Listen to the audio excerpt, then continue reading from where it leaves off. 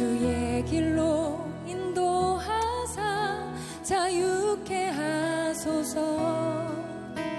새 일을 행하사 부흥케 하소서.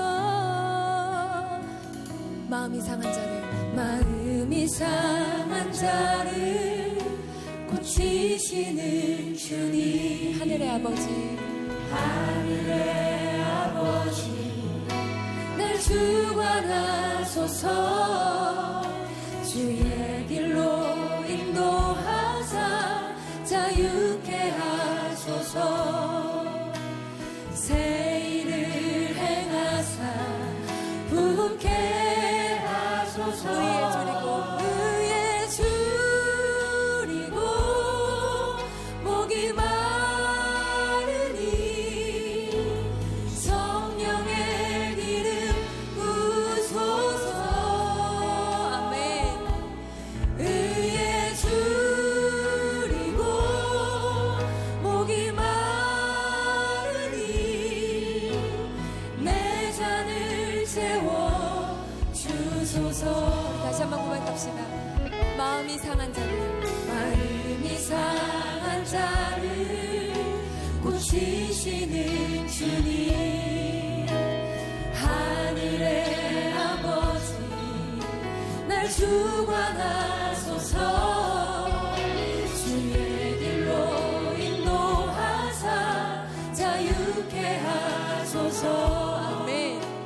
새 일을 행하사 부흥케 하소서.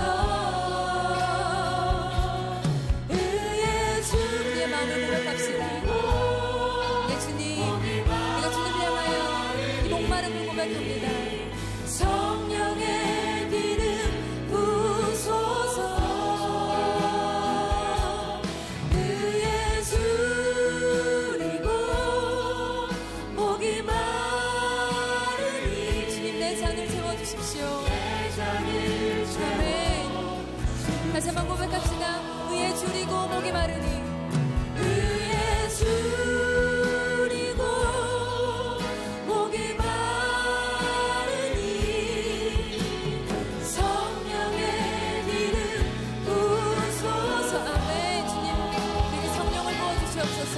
의에 줄이고 목이 마르니 내 잔을 채워 주소서. 고백합시다. 성령으로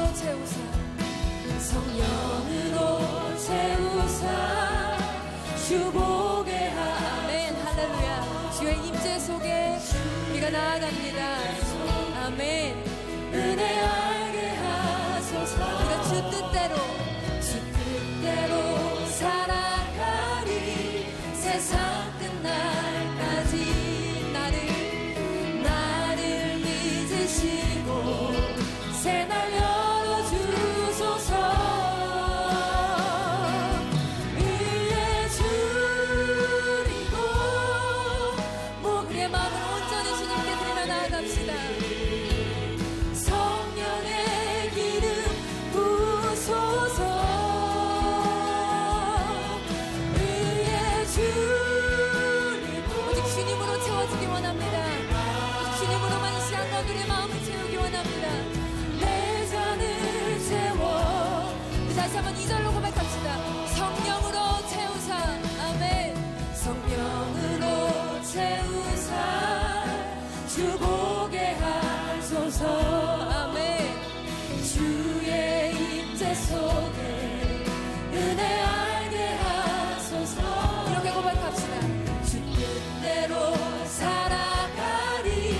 세상 끝날 아멘. 아멘. 나를 믿으시고 새 날 열어주소서. 의에 줄이고 목이 마르니 성령의 기름을 부어주실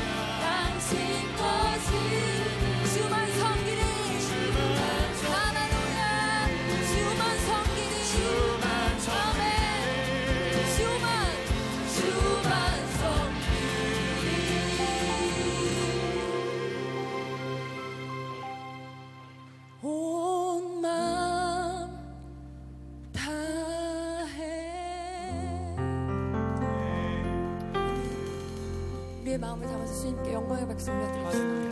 아멘. 주님을 찬양합니다. 우리가 온 마음 다해 주님을 찬양합니다.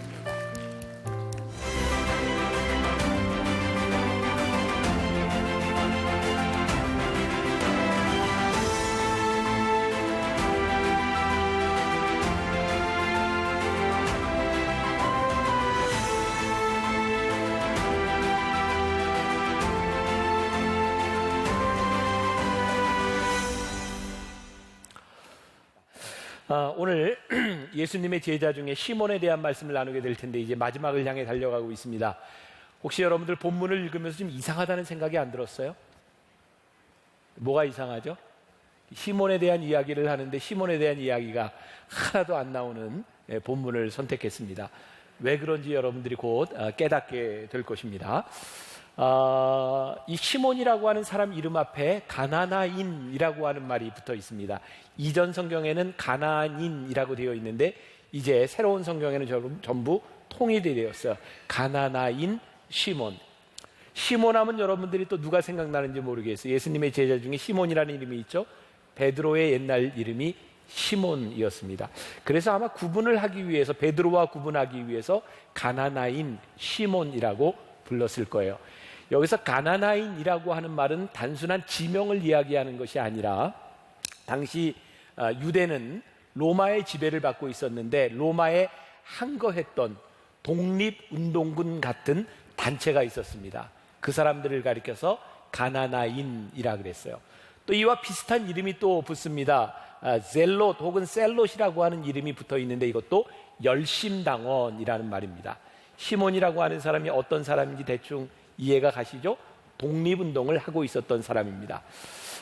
이제 우리 청년들과 함께 이제 다음 달이 되면 이제 성지순례를 떠나게 되는데 여러분들 이제 매년 이런 기회가 여러분들에게 주어질 겁니다. 이번에 10명을 선발해서 가게 되는데 아마 여기를 가게 될 거예요. 마사다 요새. 그림 잠깐 보여주세요. 제가 수년 전에 저곳을 갔었을 때 정말 대단해. 저기 걸어서 올라갑니다. 거의 죽음이에요. 걸어서 올라가는데 저게 사실은 이렇게 케이블카가 있는데 우리는 걸어서 올라간다는 얘기예요. 청년들은 저기에 올라가면 정말 어떻게 저런 데 요새가 있을까라는 생각이 듭니다. 저곳에 로마에 항거했던 그 유대인들이 싸움을 하게 되는데요. 거의 유다 마카베오라고 하는 사람에 의해서 BC 167년에 시작했던 전쟁이 100년 정도 갑니다. 그리고 AD 70년, 73년에 마사다 요새에 있었던 960명이 전원 몰살합니다.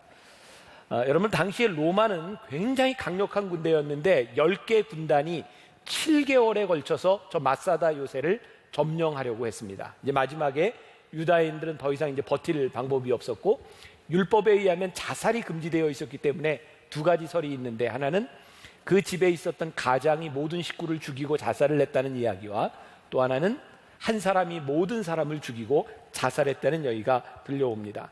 당시에 이 학살 내지는 자살이 지나고 난 다음에 여자아이 2명과 어린아이 5명이 숨겨져 있다 발견이 됩니다. 이제 그때 이야기들이 전해지게 되고 영화로도 만들어지게 되죠. 바로 저기서 결사항전했던 사람들, 죽음을 불사했던 사람, 가나나인 시몬, 그런 성향을 가졌던 사람입니다.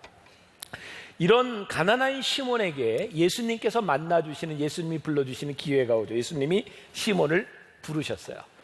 예수님이 시몬을 제자로 부르셨지만 가나나인 시몬의 마음속에는 그의 생각, 그의 열정이 여전히 있었습니다.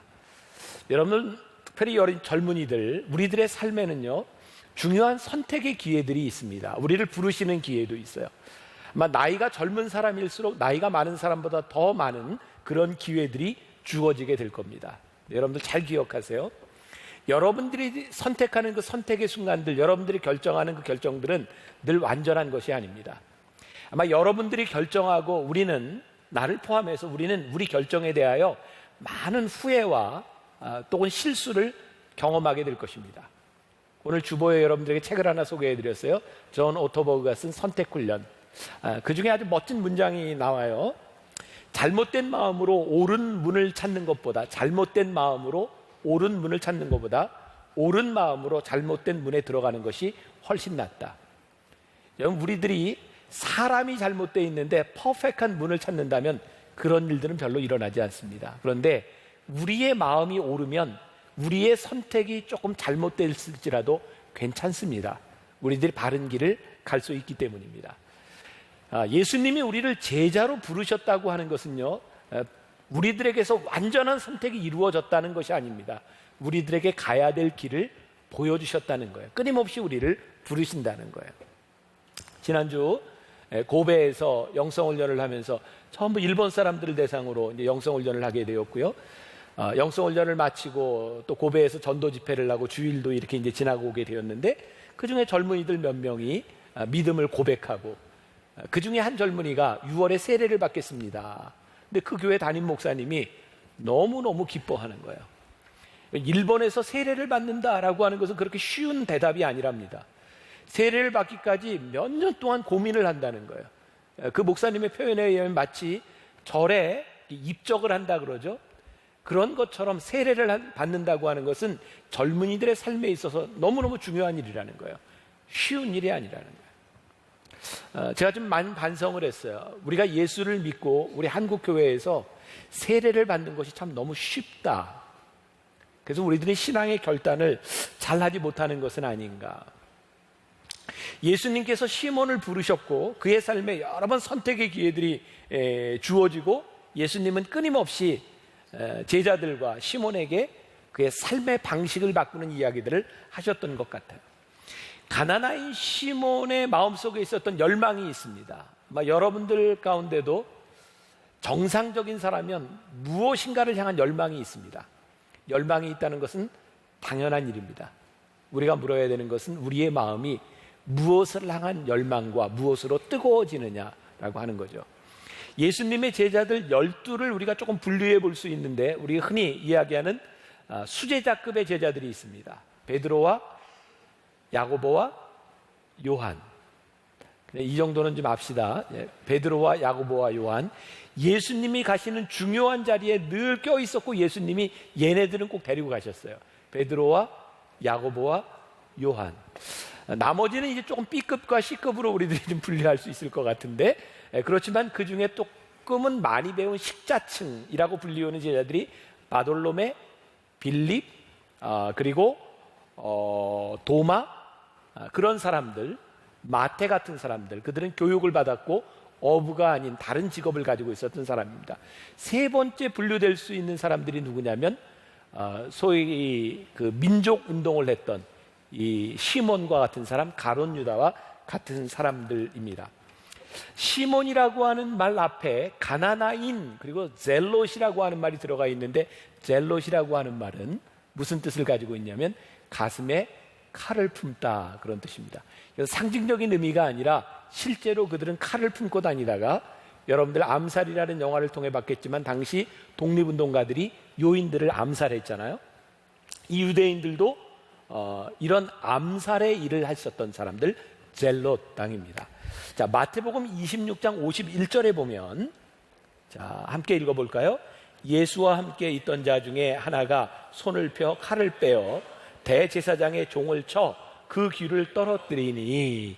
이 상황이 어떤 상황인지 아세요?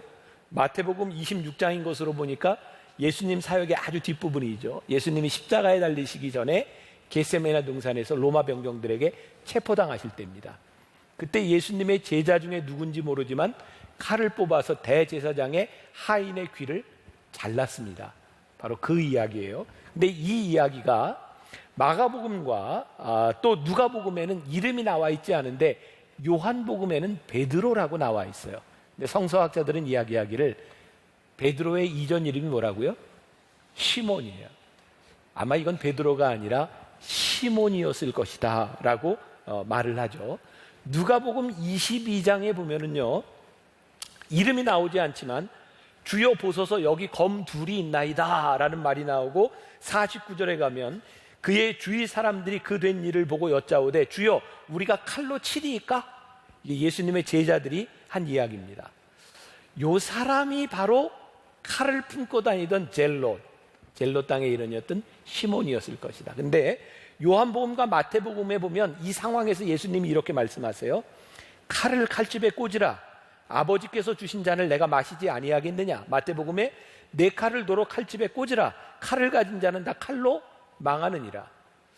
이 순간이 이 시몬에게 있어서는 굉장히 중요한 순간이었을 것 같다는 생각을 합니다. 왜냐하면 그가 3년 동안 예수님을 따라다니면서 꿈꿨던 새로운 나라, 로마에서부터 유대를 독립시키려고 하는 그 일이 이제 끝나버리려는 순간이에요. 예수님이 로마 군인들에게 붙잡혀가는 순간이에요. 그가 생각했던 대로 칼을 뽑아서 이 사람들을 죽이고 예수님을 구해내고 민족운동을 해야 되는 때인데 예수님께서 그 칼을 꽂으라 라고 말씀하시는 거예요. 어쩌면 칼을 다시 꼽든지 예수님을 포기하든지 그런 상황이었을지 몰라요. 자, 예수님과 시몬 사이에 이런 관계를 염두에 두고 이제 오늘 본문으로 들어가 봅니다. 생뚱맞은 본문이죠. 사도행전 1장 6절 봅니다. 자, 한번 읽어볼게요. 같이 시작. 그들이 모였을 때 예수께 여쭈어 이르되 주께서 이스라엘 나라를 회복하심이 이때니까 하니. 그들이 모였을 때, 그들이 누구예요? 예수님의 제자들이.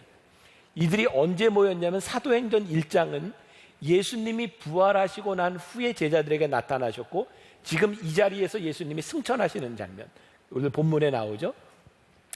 예수님이 십자가에 못 박히시고 부활하시고 승천하시기 전에 제자들이 모여있는 곳에 나타나셨는데 그들 중에 하나가 뭐라고 예수님께 물어요? 이스라엘 나라를 회복하심이 이때니까. 나라를 회복한다고 하는 게 뭐예요? 우리의 독립이 이때입니까? 그 얘기예요. 성서학자들은 바로 이 사람, 예수님께 이 물음을 던졌던 사람이 시몬일 것이다 라고 말을 합니다. 제가 오늘 이 본문을 택한 이유입니다. 시몬의 마음 가운데 독립에 대한 의지가, 열망이 얼마나 강했으면 예수님이 부활하신 그 자리, 승천하시는 그 자리에서도 우리나라가 독립할 때가 지금입니까? 라고 묻고 있겠습니까? 근데 중요한 것은 지금 이 젤로딘 가나나인 시몬과 예수님 사이에 아직도 소통이 이루어지지 않고 있다는 거예요. 말씀을 준비하다 읽은 이야기인데 여러분들 세대에게 이게 이해가 될까 좀 모르겠어요. 수능을 마친 아이가 있었어요. 수능을 마치고 그 다음날 밤 늦게까지 친구들과 놀다가 돌아온 고3 아들을 앞에 놓고 아버지가 이런저런 이야기를 하다가 심각한 표정으로 아들에게 물었습니다. 아들아, 너는 진로에 대해서 어떻게 생각하니?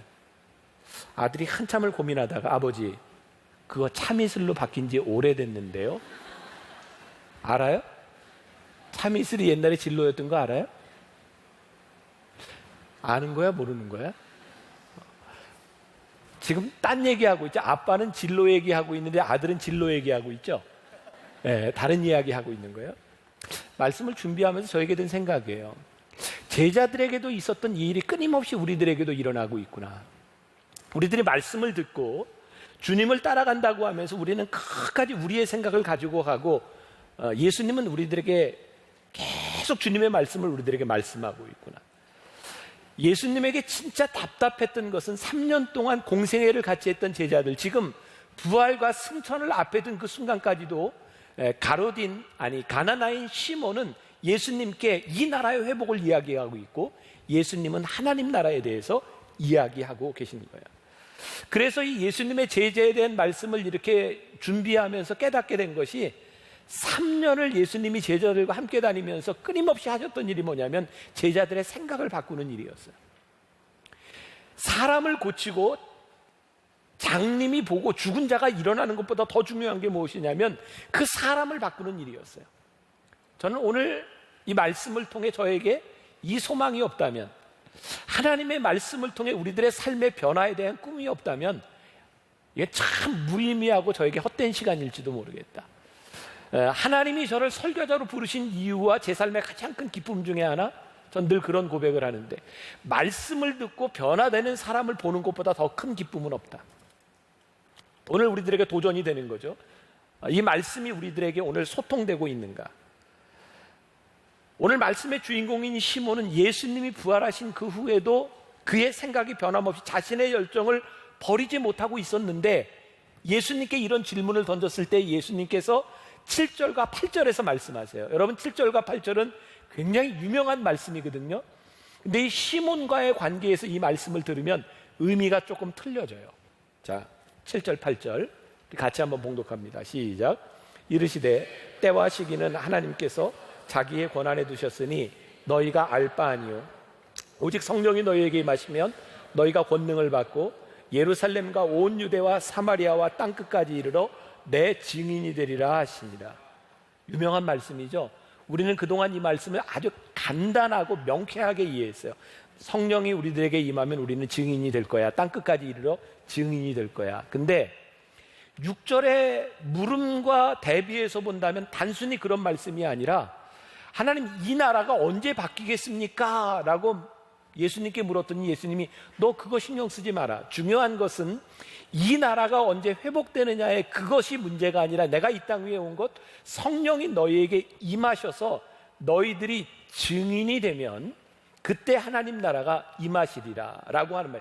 단순한 전도에 대한 말씀이 아니라 지금 민족의 해방을 생각하고 있었던 열심당원 시몬에게 정말 중요한 것은 독립이 아니니라 너희들이 하나님의 말씀이 증인되는 것이니라. 성령을 받지 않고는 하나님의 일을 할 수 없다고 하는 것. 예수님께서 이 땅 위에 말씀하셨던 하나님의 나라는 단순히 정치적인 일이 아니라 너희들이 성령을 받고 증인이 될 때 이루어지는 나라이니라 라고 하는 말씀이에요. 우리 크리스찬들 가운데도 저도 마찬가지고 우리들은 세상의 변화를 많이 꿈꿉니다.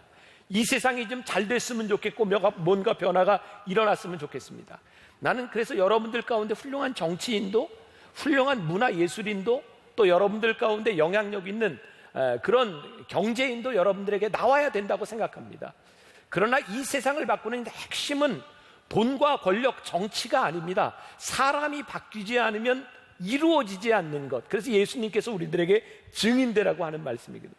이 말씀을 조금 더 내려가면 사도행전 1장 14절에 이들이 그 말씀을 듣고 마음을 같이하여 오로지 기도에 힘쓰니라. 그리고 사도행전 2장에 성령 강림 오순절 사건이 일어납니다. 그리고 제자들이 세계로 흩어져 말씀을 전하기 시작합니다. 제자들이 예수님과 같이 있었지만 이들은 같은 마음이 아니었습니다. 아까 이야기한 것처럼 예수님의 제자 중에 여러 부류가 있었다고 했죠. 그 중에 제일 마음 맞추기가 힘들었던 사람이 아마 가나나인 시몬과 세리 마태가 아니었을까요? 왜? 마태는 로마의 지배를 받으며 로마에 붙어서 먹고 살던 사람이고 시몬은 로마를 없애려고 하는 사람이었어요. 3년 동안 예수님을 따라다니면서도 예수님이 보시기에 그들이 마음을 같이 하지 않았어요. 근데 예수님께서 너희들이 마음을 같이하여 기도해라 라고 말씀하죠. 우리들이 신앙생활을 하면서 참 힘든 게 뭔가요? 우리는 하나님을 믿는 것 때문에 힘들지 않아요. 하나님을 믿는 공동체 안에 다른 생각을 가지고 있는 사람 때문에 힘들어요.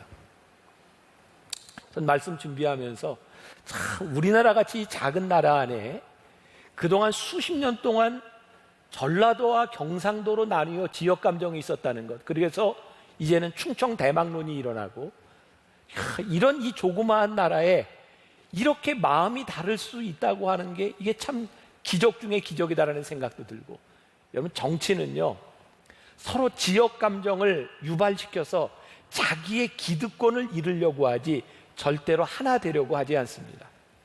세상의 논리와 힘은 내가 무엇을 가질 거냐에 있습니다. 누군가를 비판해야 되고요, 내가 드러나야 합니다. 저는 말씀을 준비할 때마다 그런 생각을 가지는데 하나님께서 참 기가 막히게 말씀을 준비하는 곳으로 인도하신다는 느낌이 들어요. 제가 이 말씀을 다 준비해놨지만 이렇게 말씀을 이렇게 읽고 있을 때 그때 내가 보고 있던 책이 헨리 나우엔이 쓴 두려움에서 사랑으로 라고 하는 책이었어요. 참 좋아요. 이건 나온 지가 꽤 된 책인데 헨리 나우엔이 죽고 난 다음에 그의 제자가 헨리 나우엔의 글을 모아서 낸 책입니다. 좀 적으세요. 보세요. 두려움에서 사랑으로. 내가 여러분들에게 왜 좋다고 이렇게 이야기하냐면 이 책을 읽다가 중간쯤 읽다가 너무 좋아서 제가 책을 사가지고 미국에 있는 우리 아들한테 보내줬어요. 너 꼭 읽어라. 제가 아들에게 꼭 읽으라고 보내줄 정도로 좋은 책이에요. 그래도 안 쓰네. 네. 두려움에서 사랑으로. 이 책에 여러분들 고민하는 죽음에 대한 이야기도 있고, 근데 저에게 제일 와닿았던 건 영성에 대한 부분이에요. 영성. 이 헨리 나우에는요, 젊은 시절에 예일 대학과 하버드 대학의 교수로 일했던 사람이에요. 끊임없이 영성을 추구하죠. 그런데 그의 마음속에 열심히 하면 할수록, 강의를 하고 다니면 다닐수록 그가 번아웃 돼요. 그러다가 그의 인생의 마지막을 어디서 보내냐면 지체 장애인들을 돌보는 데이브레이크 공동체에 들어가서 생을 마감합니다. 그는 64살의 나이에 심장마비로 거기에서 죽습니다. 그곳에서 그가 했던 영성 믿음에 대한 고백이에요. 그는 지체가 부자유한 사람들을, 장애인들을 돌보러 거기에 들어갔다고 생각을 했는데 그 가운데서 위로를 받습니다. 그들이 자기에게 주어진 선물임을 고백합니다. 그리고 내가 이 일원으로 함께 있음이 얼마나 감사한지를 깨닫기 시작합니다. 그러면서 그는 이렇게 이야기를 하죠. 내가 이 안에서 자랑할 것도, 누구를 비판할 것도, 아무것도 없는 것은 오로지 내가 여기에 하나인 것이 기쁨이라고 고백을 해요. 제가 고베에서 영성훈련을 인도할 때 우리 팀 멤버들에게 시작하기 전 아침에 이 말씀을 나누었어요. 여러분, 우리가 오늘 여기에 있는 가장 큰 기쁨과 감격은 하나님이 우리를 같은 공동체로 불러주셨다는 겁니다. 여러분, 팀 멤버들이 봉사하면서 참 많이 싸우는 거 아세요? 여러분들 트레스티에스 캔디룸을 와서 잘 모르죠. 팀 멤버들이요, 열심히 봉사하면서 싸워요. 왜냐하면 나하고 마음이 맞지 않는 거예요. 저는 그걸 볼 때마다 참 마음이 아파요. 왜 봉사하면서 싸우는가? 근데 참 신기하죠. 싸워도 하나님은 알아서 일하세요. 은혜 받는 건 다 받아요. 그렇게 말씀하시는 거예요. 네가 싸우려면 싸워라. 나는 나대로 한다. 그런데 왜 우리들은 이렇게 봉사하면서 우리들이 싸울까? 이 헨리 나우엔의 이야기를 들으면서 영성을 생각하게 되었어요. 아하, 내가 어디에 있든 무엇을 하든 무슨 봉사를 하든 내가 여기에 속해 있는 것을 감사함으로 깨닫기 시작할 때 영성이 일어나는구나. 말씀을 준비하면서 저에게 있었던 영성이었어요. 저에게 있었던 가장 큰 영성은 오늘 제가 이 자리에서 설교를 할 때마다, 아니 매주 설교를 할 때마다 저에게 주어지는 느낌이에요. 하나님 만나교회 목사로서 만나교회 성도들과 함께 이 자리에 서는 것이 저에게 너무너무 감사합니다. 아, 그때 내가 제일 충만하구나. 오늘 여러분들이 여기 예배드리는 공동체로 있으며 여러분들이 서로에게 감사한 것은 여러분들이 일원이 되었기 때문이에요. 내가 누구를 섬기고 누구보다 잘났기 때문이 아니라 하나님이 나를 이곳에 한 일원으로 불러주신 것, 마음을 같이하여 그들이 기도하기를 힘썼을 때 성령 강림의 역사가 일어나요. 그들이 증인돼요. 아, 영성 있는 일들이 일어나요. 우리의 마음이 같아지는 것, 마음을 같이 하는 것이 너무너무 중요한 일이고, 성령 강림 사건 이후에 그들이 마음을 같이하며 가나나인 시몬은 민족에 대한 열정이 복음에 대한 열정으로 바뀌어집니다.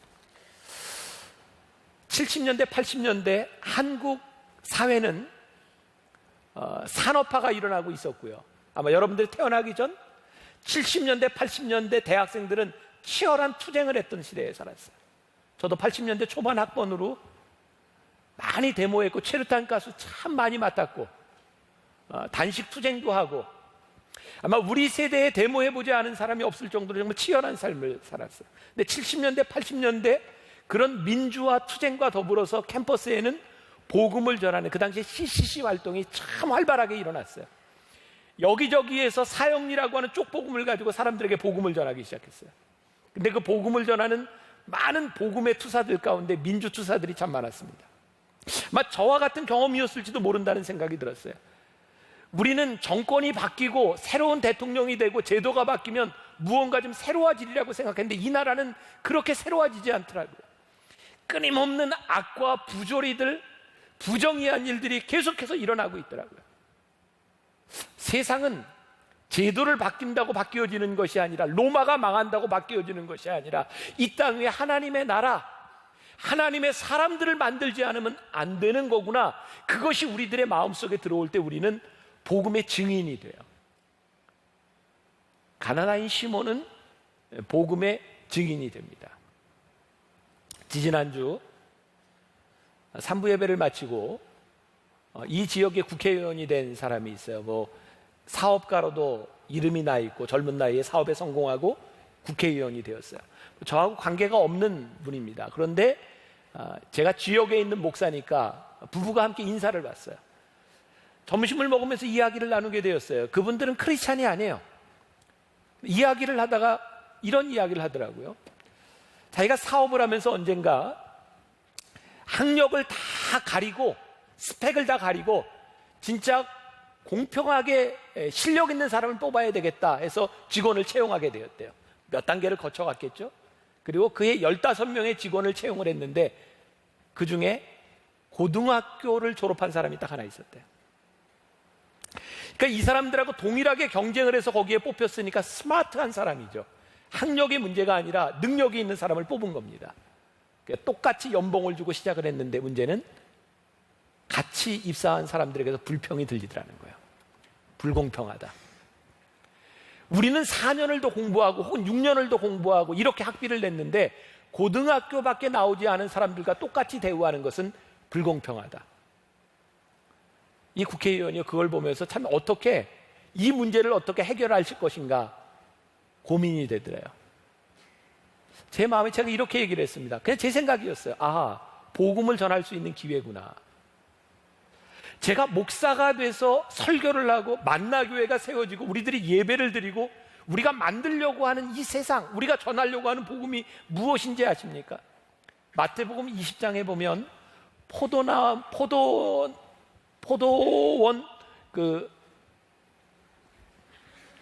품삯의 비유가 있어요. 포도원 품꾼의 비유. 이해하세요? 이 나이가 되면 이렇게 돼요. 품꾼의 비유가 나오는데 여러분 잘 아는 이야기예요. 어떤 사람이 저기 이제 인력 시장에 간 거예요. 사람을 그 포도원으로 데려가서 일을 시키는 겁니다. 내가 너에게 한 데나리온을 줄 테니까 한 데나리온은 하루 품삯입니다. 일을 해라. 사람을 데려와요. 그리고 또 사람을 보내서 사람을 또 데려와요. 3시에, 6시에, 9시에, 11시에 이렇게 사람을 데려옵니다. 일이 다 끝났어요. 11시에 온 사람은 1시간밖에 일을 하지 않았어요. 품삯을 주는데 11시에 온 사람에게 한 데나리온을 줬어요. 그랬더니 아침 일찍 왔던 사람이 생각하기를 저 사람에게 한 데나리온을 주는 것을 보니 나에게는 더 주겠구나. 근데 똑같이 한 데나리온씩 주는 거예요. 불평이 생겼어요. 아니, 나는 저 사람보다 일을 더 많이 했는데 왜 똑같이 품삯을 주는 겁니까? 그때 주인이 뭐라고 얘기했냐면 불평하지 말아라. 나는 너에게 한 데나리온을 약속하지 않았느냐. 공평이란 뭐고 정의란 무엇일까요? 우리 인간들에게 있어서, 아니 우리 사람들, 우리 사는 공동체에 있어서 정의는 내가 일한 것만큼의 대가를 정의롭게 받는 것이다 라고 생각합니다. 근데 하나님 나라의 정의는 그렇지 않더라고요. 하나님 나라의 정의는 하나님의 방법입니다. 여러분들, 내가 정의롭게 느끼는 세상을 만든다고 한다면 이 세상은 어떻게 될까요? 이 세상에 전쟁이 끊이지 않는 이유는요, 내가 정의롭지 않다고 생각하기 때문입니다. 우리가 복음을 전하는 증인이 되고 이 복음으로 증인이 된 우리들이 이 세상을 바꿀 수 있다고 하는 것은 우리 인간들이 생각하는 정의를 넘어선 하나님의 정의가 있음을 우리들이 믿기 때문입니다. 하나님의 은혜를 우리들이 믿고 그것이 하나님의 공의로 고백될 수 있을 때 하늘나라가 이루어짐을 믿는 것입니다. 저는 우리들에게 이런 믿음이 없다면 우리는 절대로 복음의 증인이 될 수 없다고 생각해요. 바로 이 하나님의 나라를 우리들이 꿈꾸기 때문에 만나교회가 여기 세워지고 오늘 제가 여기에서 설교를 하고 여러분들이 말씀을 듣고 증인되기를 원하는 것이죠. 우리들이 세상의 논리대로 세상의 정의로 살아간다고 한다면 우리들이 여기에 앉아있을 이유가 없는 것이죠. 하나님의 정의와 인간의 정의를 넘어서는 하나님의 나라를 꿈꾸는 사람들. 예수님께서 제자들을 부르셨을 때는 단순히 로마의 압제에서부터 벗어나는 독립을 꿈꾸는 것이 아니라 하늘나라를 꿈꾸셨어요. 우리는 바로 이 하늘나라의 공동체로 불리움을 받은 사람들이요. 가나나인 시몬이 이것을 깨닫고 나니 단순히 로마와 싸워서 이기는 것이 아니라 이 세상에 있는 악의 세력에 대하여 복음으로 이겨야 되겠다는 생각이 들죠. 그는 전적으로 그의 삶을 희생합니다. 그의 열정이 자기의 열정에서 하나님의 열정으로 바뀌어집니다. 예수님의 제자들 이름이 있는 곳에, 그림이 있는 곳에는 늘 어떤 상징적인 그림들이 하나씩 들어가요. 이 가나나인 시몬에게는 어떤 그림이 붙어 있냐면 한번 보여주세요. 물고기 그림이 있습니다. 여러분, 저기 물고기 있죠? 여러분들 세대에는 그런 영화를 잘 안 봤을 텐데, 이 배너라고 하는 영화, 유명한 영화죠.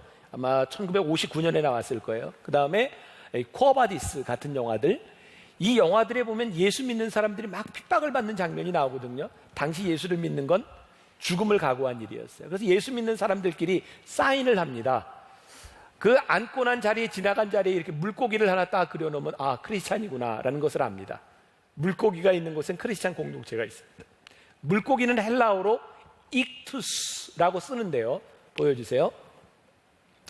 저 물고기 익투스라고 하는 저 단어는 예수 그리스도 하나님의 아들이라고, 예수 그리스토스 데오스 휘오스 존 조테르, 네, 조테르 구세주라고 하는 말, 이거 헬라어입니다. 네. 너무 아는 척했나? 네. 저 첫자를 딱 떼서 합치면 익투스, 물고기라고 하는 말이 돼요. 그래서 저 말은 복음이 전해지고 크리스찬 공동체가 모이는 곳에는 물고기가 늘 그려져요. 가나나인 시몬에게 저 물고기 상징이 붙었던 이유는 무엇일까요? 예수님의 12명의 제자들 가운데 가장 열정적으로 복음을 전했던 사람, 그가 가는 곳에 물고기의 그림의 흔적이 남았던 사람, 가나나인 시몬의 열정이 하나님의 열정으로 바뀌어졌을 때 그는 열정적인 삶을 삽니다. 저는 이런 생각을 해요. 열심당원은 열심당원이구나. 여러분들 가운데 있었던 열정, 그것이 비록 지금은 하늘나라를 향해 있지 않지만 여러분들이 열정을 가질 수 있는 젊은이라면 하나님께서 그 열정을 바꾸실 때 우리는 열정적인 삶을 살아요. 그래서 이 가나나인 시몬은 저기 아프리카, 북아프리카, 이집트까지, 또 흑해로, 그리고 영국으로, 그리고 결국은 페르시아에 가서 복음을 전하다 톱으로 켜서 죽임을 당합니다. 그는 그곳에서 순교합니다. 그의 개인적인 야망이 하나님의 열망으로 바뀌어졌을 때 그는 끝까지 열정적인 삶을 살아갑니다. 오늘 여러분들에게 주는 도전입니다. 우리들의 삶에는 우리들이 넘어야 될 산이 있어요. 욕망, 욕심, 여러분들의 소원. 우리들에게 소원이 있다는 것은 참 자연스러운 일인데 그 소원이 하나님의 열정과 동일한가? 오늘 여러분들이 생각해 보아야 합니다. 여러분들이 꿈꾸는 그 일, 하나님의 열망인가를 생각해 보아야 합니다. 그래야 크리스찬입니다. 저도 오늘 설교를 하면서 새벽에 어머니 기도실에서 이런 물음을 던졌어요. 하나님, 제가 목회하는 것, 제가 목사로서 사역하는 것이 하나님의 마음에 합한지, 예수님께서 지금 우리 교회에 오신다면 예수님도 기뻐하실 수 있는 그 소원을 내가 행하고 있는지, 그게 저에게 심각한 도전이 되었어요. 여러분들의 삶의 자리에서, 직장에서, 여러분들 학교에서, 여러분들이 주어진 곳에서 여러분들이 넘어야 될 산이 있어요. 어려워요. 쉽지 않습니다. 예수님이 겟세마네 동산에서 마지막 십자가를 지시기 전에 기도하시죠. 어떻게 기도하셨죠? 땀방울이 핏방울이 되도록. 그 기도의 내용이 무엇이었죠? 아버지여, 할 수 있거든 이 잔을 나에게서 옮기시옵소서. 그러나 내 뜻대로 마옵시고 아버지의 뜻대로 하옵소서. 겟세마네 동산에서 예수님이 기도하셨던 예수님의 뜻은 이 잔을 옮기는 일이었어요. 너무 아프고 힘든 일이었어요. 될 수만 있으면 이 잔을 옮기시옵소서. 내 뜻대로 마옵시고 아버지의 뜻대로 하옵소서. 그 기도가 너무너무 힘들었어요. 땀방울이 핏방울이 되도록. 여러분들의 욕심과 욕망의 산을 넘어간다고 하는 것은 정말 어려운 일이에요. 하나님, 제가 이 욕망을 내려놓는 것이 너무너무 힘든 일인데 아버지 원하시는 일이라면 아버지의 뜻대로 제가 순종하기를 원합니다. 그 기도하는 것이 결코 쉬운 일이 아니에요. 근데 여러분들의 인생에 넘어야 될 산이에요. 여러분들의 인생이 끝까지 부끄러움 없이 살아가야 될 여러분들의 인생의 산이에요. 우리들이 이 기도와 이 고민을 하지 않는다면 우리는 크리스찬이 아니에요. 여러분들이 넘어야 될 산. 여러분들 세대, 이게 이제 세대 차이가 참 많이 나네. 이 책을 많이, 꽃들에게 희망을, 이런 책 알아요? 우리 시대에는 참 많이 봤던 책인데, 고마워요. 나하고 비슷한 세대가 또 이렇게 많아져서 고마운데, 트리나 폴리스라고 하는 사람이 쓴 책인데, 그 애벌레 이야기, 이런 글이 나와요. 애벌레가 물었습니다. 어떻게 하면 나비가 되죠? 날기를 간절히 원하면 돼. 하나의 애벌레로 사는 것은 기꺼이 포기할 만큼 간절하게. 그럼 죽어야 한다는 뜻인가요? 그렇기도 하고 아니기도 하지. 겉모습은 죽은 듯이 보여도 참모습은 여전히 살아있단다. 삶의 모습은 바뀌지만 목숨이 없어지는 것은 아니야. 나비가 되어보지도 못하고 죽는 애벌레들하고는 달라. 저는 우리들에게 물으시는 물음이 이것이라는 생각이 들어요. 우리는 이런 질문을 던져요. 주님, 제가 죽어야 되는 건가요? 그래, 네가 죽어야 돼. 근데 그냥 죽는 것하고는 틀려. 애벌레로 그냥 죽는 것이 아니라 네가 죽어야 나비가 되는 거야. 애벌레로 죽었으면 경험해보지 못했을 인생이 있어. 죽는 건 그냥 죽는 것이 아니야. 우리가 하나님 앞에서 죽는다고 하는 건, 내 욕망을 포기한다는 것은 단순한 포기가 아니에요. 단순히 포기하고 내가 없어지는 것이 아니라 내가 하나님 앞에 포기한 것 때문에 살아나는 것이 있어요. 하나님의 열망이 우리들 가운데 생기는 거예요. 제가 우리 젊은이들에게 이야기하는, 내가 정말 이렇게 살다 죽어도 좋은 인생, 내 목숨을 걸 수 있는 인생, 그걸 살아가는 거예요. 우리 BTD 영성훈련에 오면 내년 1월에도 우리 청년들을 위한 BTD가 또 있을 텐데, 어떤 분이 이런 이야기를 자주 하세요. 김치가 맛을 내려면 적어도 5번은 죽어야 되는데, 김치가 맛을 내려면 어떻게 죽어야 되냐면, 저 밭에서 배추를 뽑을 때 한 번 죽어요. 그리고 김치를 담으려고 어떻게, 일단 반을 쫙 쪼개죠. 칼로 딱 배추를 쪼갤 때 2번 죽어요. 그 다음에 이 쪼개진 배추를 어떻게 해야 김치를 담궈요? 여러분, 소금에 절여야 되잖아요. 소금을 쫙 뿌려가지고 숨을 죽일 때 3번 죽어요. 그리고 거기서 끝나는 게 아니라 이 양념을 해가지고 김치 독에다 묻잖아요. 차곡차곡 그것도 꽉꽉 눌러가지고 뚜껑까지 덮고 거기에 돌까지 얹어. 그래서 한 번 더 죽어요. 4번 죽었어요. 그리고 김치가 맛을 내려면 마지막으로 꺼내가지고 사람이 먹을 수 있도록 칼로 썰어서 죽여요. 그렇게 5번 죽어야 김치의 맛을 낼 수 있다. 우리가 성질을 죽이지 않고요, 우리의 고집을 죽이지 않고 우리의 편견과 이기적인 생각들을 죽이지 않으면, 우리들의 삶에서 죽음에 대한 체험이 없으면 우리들이 제자로 살아가지 못해요. 여러분들 한 주간 살면서 여러분들의 삶에 그런 고백이 있어야 합니다. 하나님, 제가 이렇게 죽었습니다. 여러분들의 성질도 죽고 여러분들의 욕망도 죽고 죽어야 되는 경험들이 여러분들에게 있어야 돼요. 가나나인 시몬, 그리고 예수님의 제자였던 마태, 예수님께 너희들이 한 마음으로 기도해라 라고 했을 때 얼마나 힘든 일이었을까. 예수님께서 또 제자들에게 이런 말씀을, 내가 너희에게 3계명을 주노니 서로 사랑해라.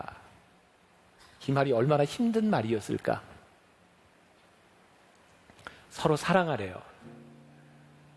너희들이 한 마음이 되라는 거예요. 여러분, 이 교회 안에서 내가 서로를 사랑하고 우리들이 한 마음이 된다고 하는 것은, 이 교회는 이념의 공동체가 아니라는 거예요.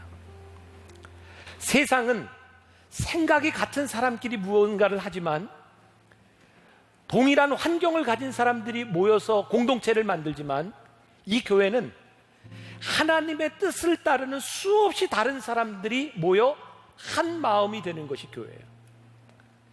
이 교회 공동체 안에서 우리들이 한 마음이 되지 않으면 하나님이 이 공동체를 쓰실 수가 없어요. 여러분, 나무 공동체 활동도 하고, 여름이 되면 많은 선교 활동들을 나가게 됩니다. 많은 사람들이 이런 두려움을 가지고 있어요. 저 사람 때문에 상처받으면 어떡하지? 아니, 그리고 상처받은 경험 때문에 공동체에 들어가기를 굉장히 두려워해요. 근데 여러분들이 그 공동체에서 한 마음을 경험하지 못하면 여러분들에게 영성이 없어요. 여러분들과 정말 다른 이념과 정말 다른 삶의 백그라운드를 가진 사람과 하나됨이 너무 감사합니다. 그때 영성을 느껴요. 사랑하는 여러분, 여러분들 3년을 예수님을 따라다녔어도 소통되지 않던 제자들, 진로와 진로를 다르게 얘기했던, 여러분들이 수년을 예배를 드리면서도 도저히 왜 우리 속에는 이런 증거, 간증, 증인의 역사가 이루어지지 않는가? 여러분들이 하나됨의 영성을 경험하지 못했기 때문이에요. 저는 교회는 이런 부딪힘이 있는 곳이고 깨어짐이 있는 곳이고 해결함이 있는 곳이에요. 여러분들을 정말 다른 사람들 가운데 그 공동체 안에서 여러분들이 깨어짐을 경험해야 돼요.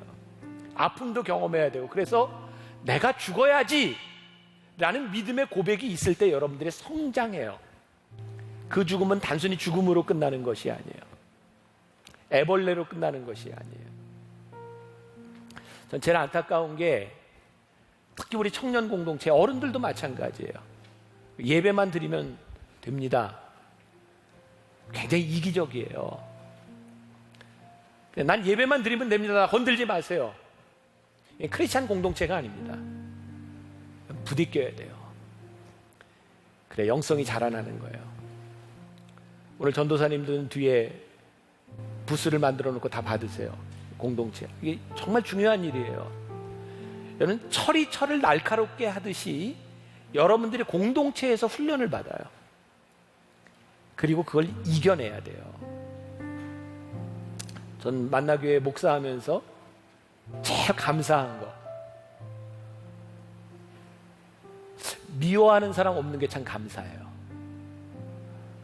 마음에 조금 안 드는 사람은 있는데 미워지지는 않아요. 여러분 생각해 보세요. 제가 지금 설교하면서 저놈 저 미운데, 그놈을 꼭 직칭해서 미안한데, 미운데, 이러면 내가 어떻게 설교하겠어요? 참 감사한 게 나와 너무 다른데 때로는 우리를 힘들게 할 수도 있는데 우리를 믿음의 공동체로 불러주신 게 감사한 거예요. 그게 영성의 체험이에요. 우리 청년부 안에 그런 영성의 체험이 있기를 간절히 소원합니다.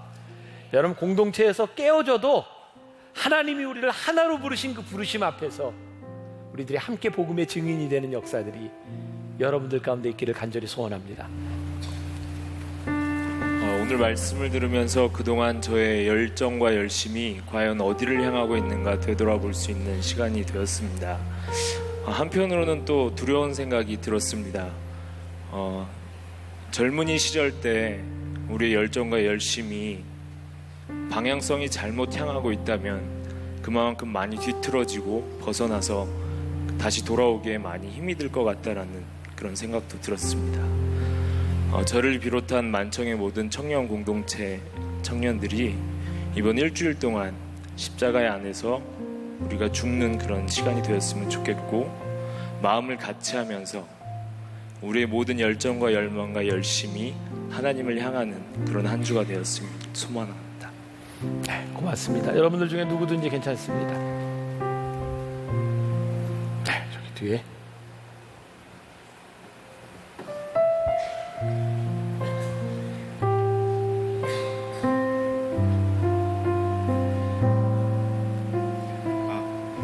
오늘 예수님을 만남으로 자신의 열정의 그 방향을 교정한 가나다인 시몬에 대한 설교 말씀을 들으면서 저의 열정은 어디로 향하고 있는가, 또 그것이 하나님이 바라보고 계신 곳과 얼마나 차이가 있는가를 생각해 보게 되었습니다.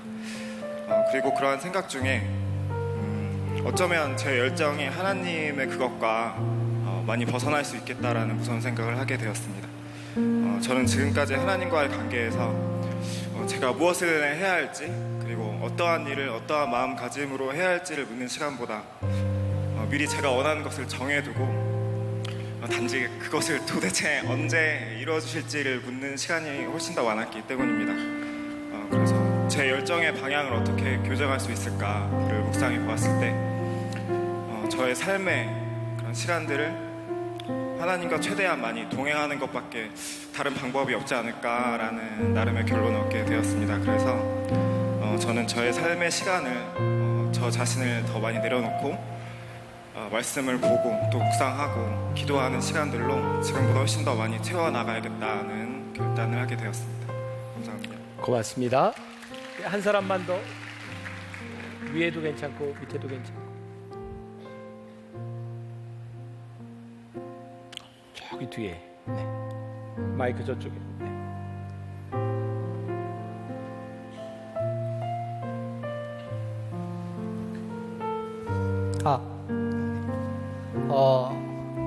저는 지금 지저스 클럽에서 교사로 활동을 하고 있는데요.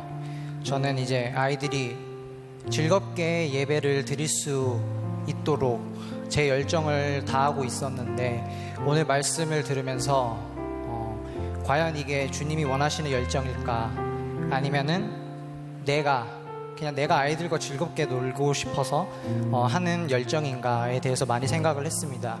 그래서 이번 한 주 동안에는 곰곰이 돌아보면서 내 열정이 올바른 방향으로 가고 있는지 그런 것들을 질문하면서 살아갈 수 있도록 결단을 하겠습니다. 감사합니다. 고맙습니다.